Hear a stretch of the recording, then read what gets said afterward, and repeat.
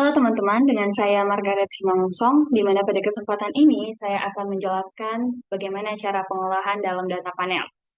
Baik, namun sebelum itu izinkan saya untuk menjelaskan apa itu data panel.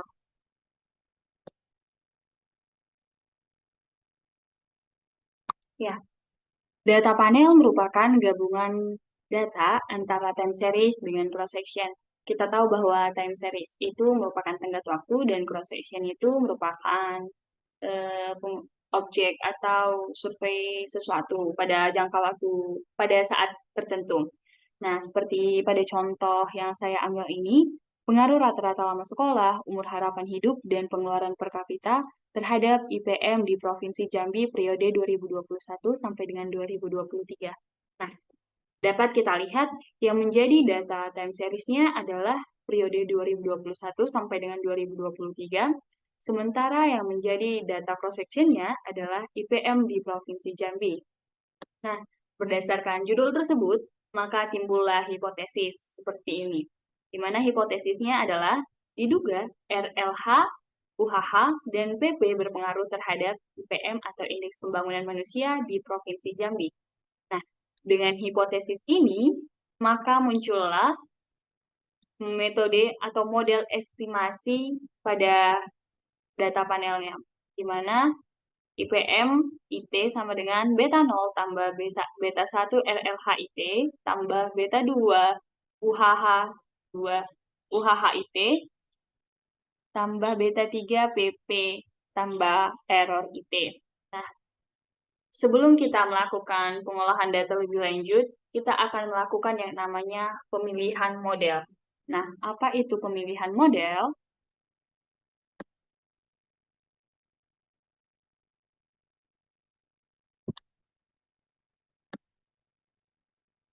Pemilihan model merupakan model apa yang kita pilih dalam melakukan estimasinya. Apakah model common effect model atau random effect model atau fixed effect model.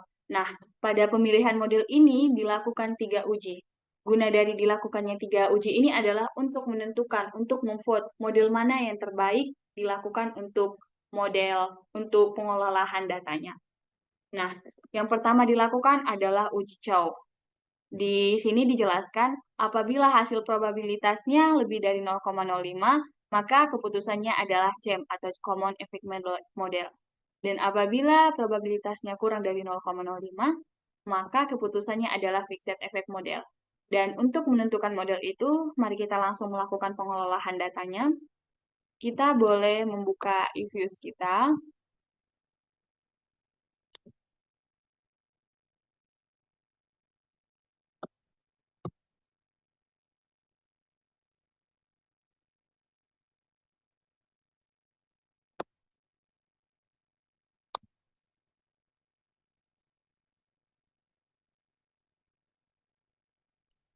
Pada eViews kita akan tampil seperti ini, atau teman-teman boleh memilih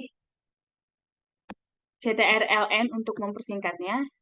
Nah, di sini kita pilih Create a New eViews Work File.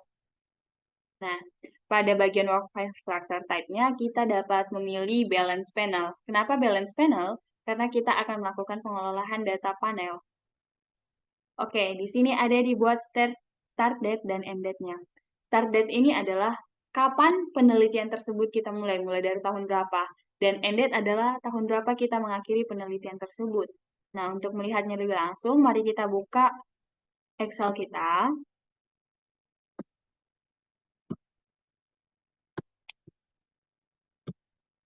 Nah, pada Excel ini dapat kita lihat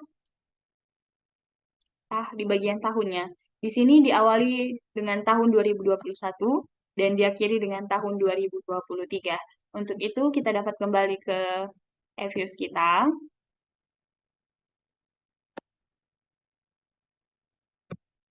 Lalu kita masukkan tahunnya, yaitu tahun 2021 dan diakhiri dengan tahun 2023.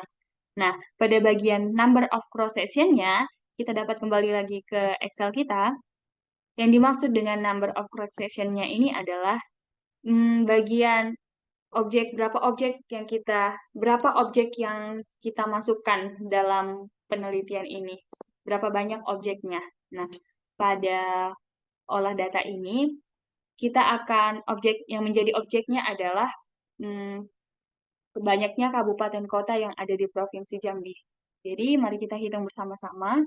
1, 2, 3, 4, 5, 6, 7, 8, 9, 10, 11.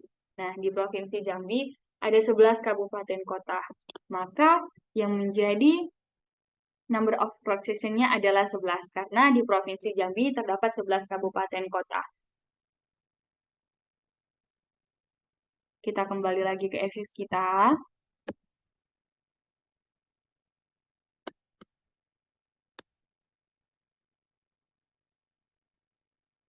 Dan kita masukkan 11. Nah, teman-teman, dalam pengelolaan data panel ini, data yang baik itu minimal ada 30 observasi. Dari mana kita tahu jumlah observasi kita, yaitu di mana kita mengkalikan antara time series-nya dengan objeknya. Misalnya seperti tadi ada 3 tahun, yaitu mulai dari 2011, 2021, 2022, dan 2023. Itu yang menjadi time series-nya. Sementara objeknya adalah 11. Jadi 11 kali 3 adalah 33. Maka di sini ada 33 observasi. Nah, untuk memasukkan datanya, kita dapat memilih menu quick. Kita pilih empty group. Nah, di sini dapat kita klik yang paling atas. Lalu kita kembali lagi ke Excel kita.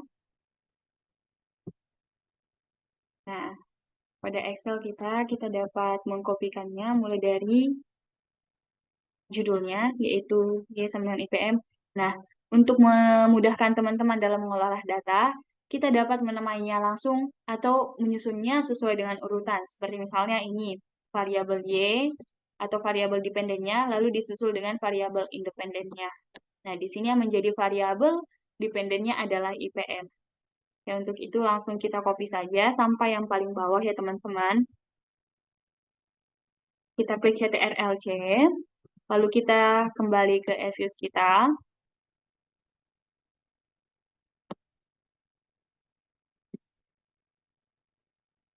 Lalu kita klik paste di pojok kirinya. Nah, seperti ini teman-teman. Setelah datanya terinput, kita dapat merubah nama dari masing-masing variabelnya teman-teman. Seperti SER01, tadi di Excel namanya adalah variabel Y. Untuk itu, kita merubahnya. Dan alasan mengapa kita merubahnya adalah untuk mempermudah kita dalam pengelolaan data nanti teman-teman.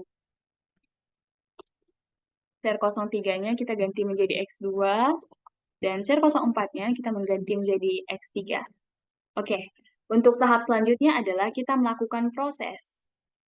Lalu kita pilih Make Equation, lalu kita merubah rumusnya. Kita merubah C-nya menjadi di tengah-tengah. C merupakan konstanta. Jadi pada rumus regresi, C itu berada di antara variabel dependen dan variabel independen. Jadi, rumusnya adalah Y sama dengan C tambah X. Oke, untuk itu, sudah kita ubah dia, kita bisa memilih panel option, lalu kita pilih fixed pada bagian cross section-nya. Nah, kenapa kita harus memilih fixed? Karena fixed merupakan tahapan awal. Dari fixed ini, kita akan memasuki uji likelihood ratio atau uji Chow. Nah, pada saat tampilannya sudah seperti ini, kita dapat memilih dulu, lalu pilih fixed random effect testing, lalu pilih menu likelihood ratio. Nah, ini dia teman-teman, untuk hasil dari likelihood ratio-nya. Kita bisa langsung copy ya teman-teman. Lalu kita pindahkan ke Microsoft Word kita guna mempermudah interpretasinya.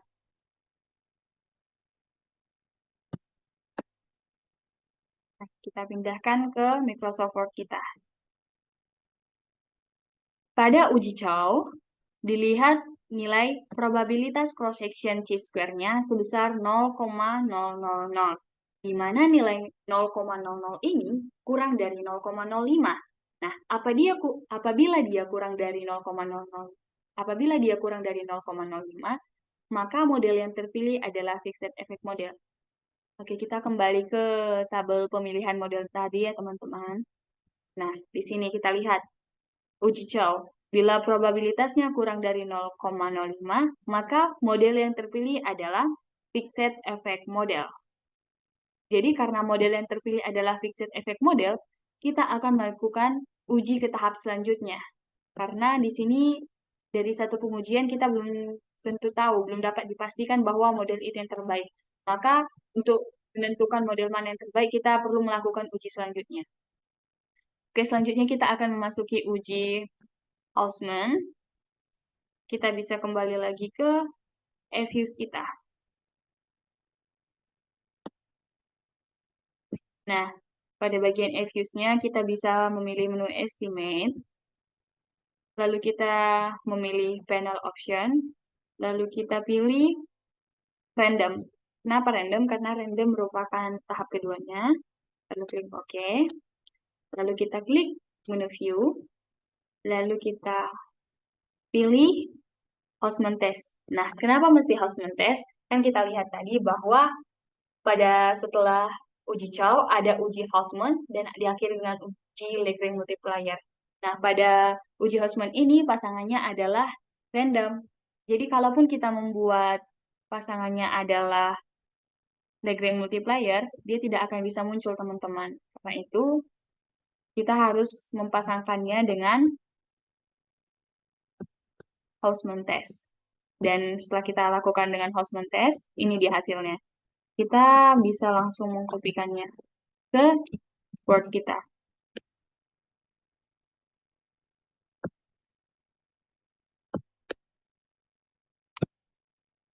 Nah, kita lakukan pengpastian di sini. Nah, pada uji Hausman, diperolehlah nilai probabilitas cross-section randomnya sebesar 0,1788, di mana nilai 0,1788 ini lebih besar daripada 0,05. Maka kita kembali lagi pada pengujian model tadi. Kita lihat pada uji Hausman, apabila probabilitasnya lebih besar dari 0,05, maka model yang terpilih adalah random. Nah, kita lihat teman-teman, di uji Chow tadi didapatkan fixed effect model. Sementara di uji Hausman diperoleh keputusan random. Nah, untuk itu kita belum dapat menentukan bahwa model mana yang terbaik. Dan untuk memutuskan mana model yang terbaik, kita akan melakukan uji selanjutnya, yaitu uji Lagrange multiplier. Oke.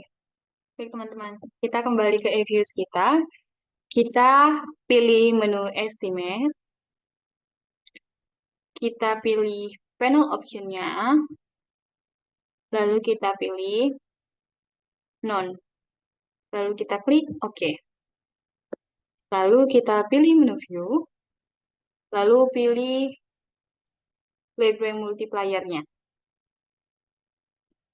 Dan ini dia teman-teman untuk hasil dari uji Lagrange multiplier.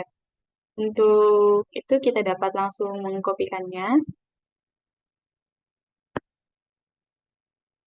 Kita copy lalu kita pindahkan ke Word kita.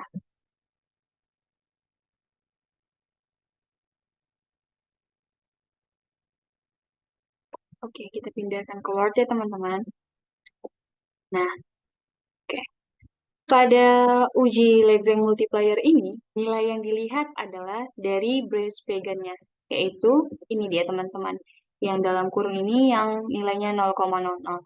Nah, pada Brace-Pagan ini, pada uji Lagrange multiplier ini, didapat nilai Brace-Pagan-nya sebesar 0,000, di mana nilai 0,00 ini lebih kecil daripada 0,05. Nah, kita kembali lagi ke pemilihan model kita tadi. Apabila diuji Lagrange multiplier, probabilitasnya kurang daripada 0,05, maka dapat disimpulkan bahwa model yang terpilih pada uji ini adalah random effect model. Oke, kita kembali lagi ke Word kita.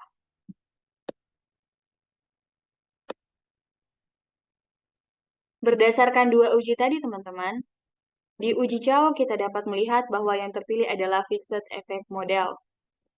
Ingat, di uji Chow kita dapat melihat yang terpilih adalah fixed effect model. Lalu kita lakukan uji kedua di uji Hausman, yang terpilih adalah random effect model. Dan pada uji terakhir, yaitu uji uji Lagrange multiplier-nya, kita dapat melihat yang terpilih adalah model random effect.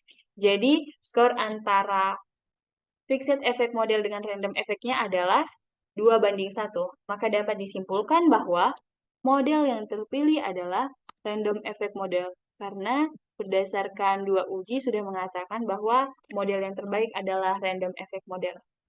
Nah, setelah kita mengetahui model yang terbaik, maka kita dapat melakukan uji hipotesis atau uji T. Kita dapat kembali lagi ke EVIS kita. Nah, di EVIS kita dapat memilih estimate, lalu kita ke panel option, lalu pada bagian cross sectionnya kita pilih random. Kenapa dikembalikan lagi ke random? Karena berdasarkan uji tadi dikatakan bahwa random adalah model yang terbaik.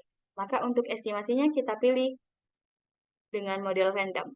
Lalu kita klik OK. Ini dia teman-teman untuk hasil dari estimasinya untuk uji T-nya atau uji statistik.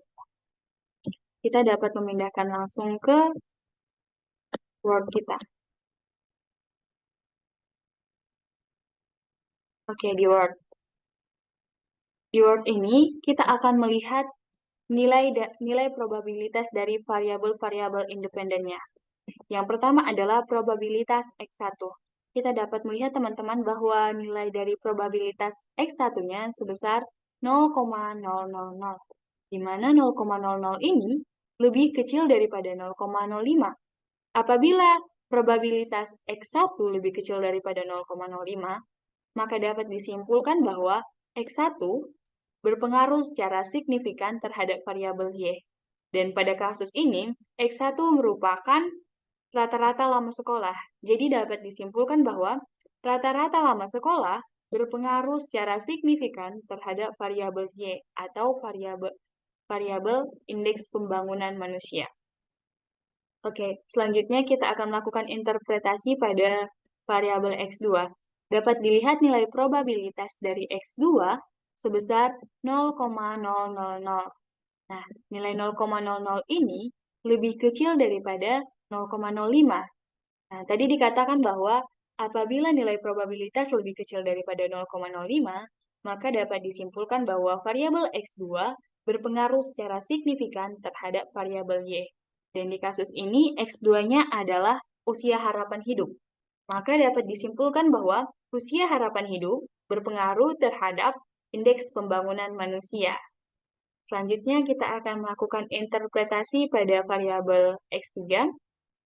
Dapat kita lihat teman-teman bahwa nilai probabilitas X3-nya sebesar 0,00. Untuk interpretasinya, kita tahu bahwa 0,00 ini lebih kecil daripada 0,005. Maaf, 0,05. Nah, apabila dia lebih kecil daripada 0,05, maka dapat disimpulkan bahwa variabel X3 berpengaruh terhadap variabel Y. Dan di kasus ini, X3-nya merupakan pengeluaran per kapita. Maka dapat disimpulkan bahwa pengeluaran per kapita berpengaruh terhadap indeks pembangunan manusia atau IPM. Kita sudah menjelaskan mengenai uji T-nya atau uji hipotesisnya, maka selanjutnya yang kita lakukan adalah interpretasi model estimasinya. Nah, untuk melihat model estimasinya, kita dapat kembali ke EVIS kita.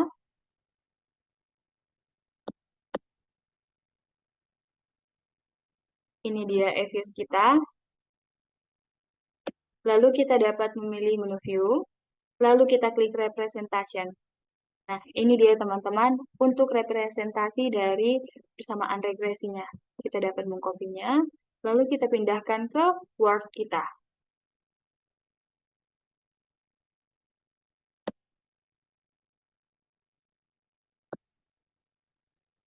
Nah, kita lihat teman-teman, di bagian ini kita hanya menggunakan 3 desimal guna untuk mempermudah dalam melakukan interpretasinya. Ya, di sini kita lihat nilai dari konstantanya yaitu sebesar 8,277, di mana konstanta ini merupakan besar nilai si Y, atau pada kasus ini besar IPM-nya. Jadi IPM itu sebenarnya nilainya adalah 8,272. Apabila variabel lainnya ini, variabel X1, X2, X3-nya ini tidak ada. Nah, misalkan ini teman-teman, dia tidak ada, maka variabel Y atau nilai IPM-nya adalah 8,272. Itulah untuk interpretasi dari intercept ataupun konstantanya. Jadi, intercept ini atau konstanta ini merupakan nilai dari si variabel Y apabila variabel lain dianggap 0. Nah, untuk interpretasi dari X2, kita lihat bahwa nilai dari X2 yaitu 1,870. Nah, 1,870 ini merupakan nilai dari X2. X1. Dan apabila terjadi kenaikan satu satuan terhadap variabel X1, akan menambah variabel Y sebanyak 1,870. Nah, pada kasus ini, X1 merupakan rata-rata lama sekolah. Nah, apabila rata-rata lama sekolahnya naik atau tambah 1 tahun, maka akan menambah indeks pembangunan manusia sebanyak 1,870, teman-teman.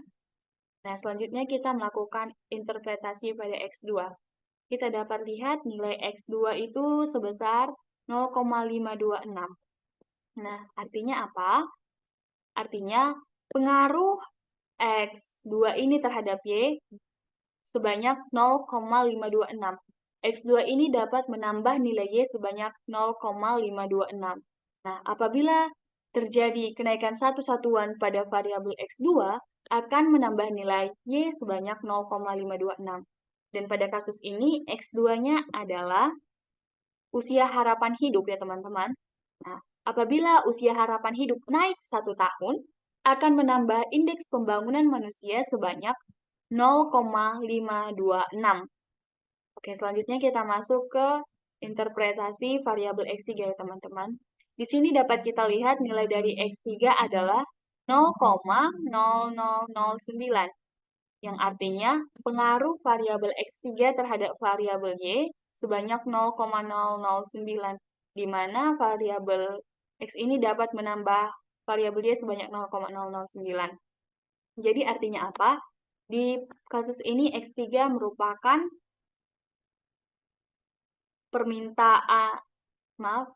pengeluaran per kapita. Jadi, apabila pengeluaran per kapitanya naik, pengeluaran per orangnya naik, akan mempengaruhi indeks pembangunan manusianya sebanyak 0,0009, teman-teman. Nah, demikianlah untuk interpretasi dari model estimasinya tadi. Nah, selanjutnya kita akan melakukan uji simultan atau uji F. Uji F ini digunakan untuk melihat bagaimana pengaruh variabel independennya, variabel X1, X2, dan X3-nya terhadap variabel Y-nya. Untuk itu, kita dapat kembali ke EViews kita.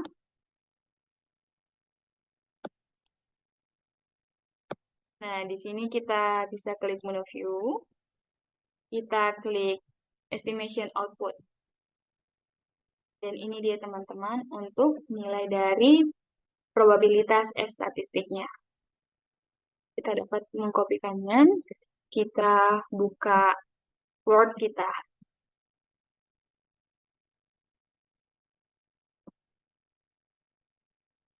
Nah, di sini dapat kita lihat uji simultannya. Di sini nilai yang kita lihat adalah nilai dari probabilitas F statistiknya, di mana nilai probabilitas F statistik pada uji ini adalah 0,000. Nah, nilai dari 0,00 ini lebih kecil daripada 0,05. Nah, apabila dia lebih kecil daripada 0,05, dapat disimpulkan bahwa variabel independen atau X1, X2, dan X3 berpengaruh secara bersamaan terhadap indeks pembangunan manusia. Jadi dapat disimpulkan bahwa rata-rata lama sekolah, usia harapan hidup, serta pengeluaran per kapita secara bersamaan berpengaruh terhadap indeks pembangunan manusia. Nah, untuk selanjutnya untuk yang kelima, kita melakukan uji koefisien determinasi. Untuk uji koefisien determinasinya ini, kita dapat melihat tabel yang sebelumnya, teman-teman, yaitu pada baris adjusted R squared-nya. Nah, ini ya, teman-teman. Di sini nilai dari adjusted R square-nya sebesar 0,9831. Oke, jadi kita masuk ke interpretasinya. Pada hasil olahan data diperoleh nilai adjusted R square-nya sebesar 0,983, di mana artinya ini sebanyak 0,983 ini dapat diartikan dengan 98,3%, yang artinya variabel independen berpengaruh terhadap variabel dependennya sebesar 93%. Maaf, 98,3%. Jadi 98,3% ini dikurangkan dengan 100 sama dengan 1,7%, di mana 1,7% ini dipengaruhi oleh variabel lain. Nah, maksudnya gini teman-teman, sebesar kita dapat melihat bagaimana pengaruh variabel X ini, berapa besar pengaruh variabel X ini terhadap variabel Y-nya. Dan besar pengaruhnya ini adalah sebesar 98,3%. Jadi, selebihnya kan pengaruhnya itu sebenarnya 100%. Nah, dari pengolahan data didapat pengaruhnya itu sebesar 98,3%. Nah, sisanya yaitu 1,7% lagi dipengaruhi oleh variabel lain yang tidak dimasukkan ke dalam observasi. Jadi, dapat kita ketahui bahwa R square merupakan berapa besar pengaruh variabel X terhadap variabel Y-nya. Jadi, kita sudah melihat tadi bahwa pengaruh variabel X atau variabel independennya terhadap variabel Y-nya itu sebesar 98,3%. Nah, selanjutnya kita akan melakukan pengujian asumsi klasik. Sebenarnya pada data panel ini tidak perlu kalaupun kita tidak melakukan uji asumsi klasik, itu fine-fine saja karena itulah yang menjadi kelebihan dari data panel. Tapi untuk memastikannya, kita dapat melakukan uji asumsi klasik lagi. Uji asumsi klasik yang pertama kita lakukan adalah uji normalitas. Untuk melakukan ujinya, kita dapat kembali ke EViews kita.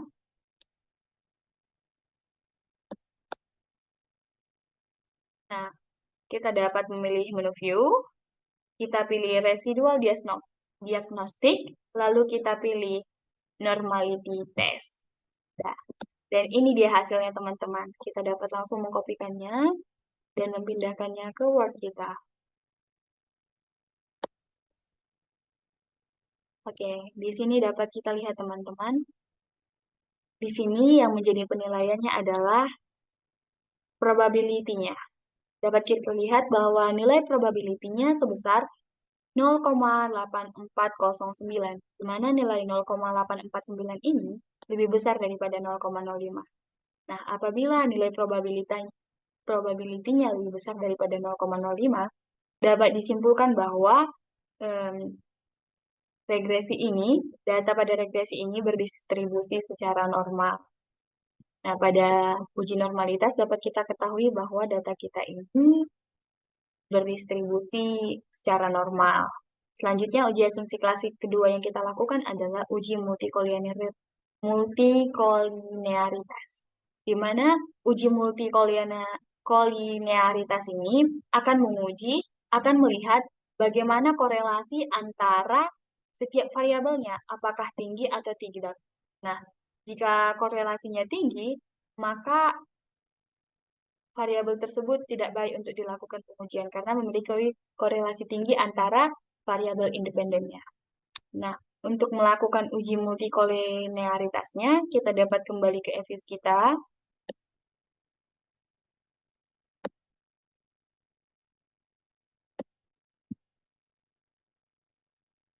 Kita bisa meminimaliskannya. Kita bisa memilih menu quick, lalu kita pilih group statistik, lalu kita pilih correlation. Oke, di sini kita tulis variabel-variabel independen kita. Di sini tadi variabel independennya adalah X1, X2, dan X3. Lalu kita klik. Oke.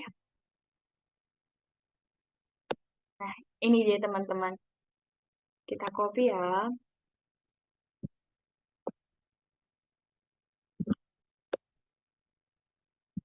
Lalu kita pindahkan ke Word kita. Nah, ini dia teman-teman hasil dari uji multikolinearitasnya. Nah, di sini dijelaskan apabila koefisien antar dua variabel lebih besar dari 0,80 merupakan pertanda bahwa terjadi multikolinearitas yang serius pada model. Nah, maksudnya gimana? Di sini teman-teman kita dapat melihat bagaimana hubungannya. Kita lihat pada baris kolom X1, X1 dengan X2 memiliki nilai probabilitas sebesar 0,744, di mana 0,744 ini kurang dari 0,80. Selanjutnya, hubungan antara X1 dengan X3-nya, kita lihat memiliki probabilitas sebesar 0,48, di mana 0,48 ini masih lebih kecil daripada 0,80. Maka tidak terjadi multikolinearitas antara variabel X1 dengan X2, X1 dengan X3. Selanjutnya pada kolom X2, kita lihat hubungan antara X2 dengan X1, variabelnya memiliki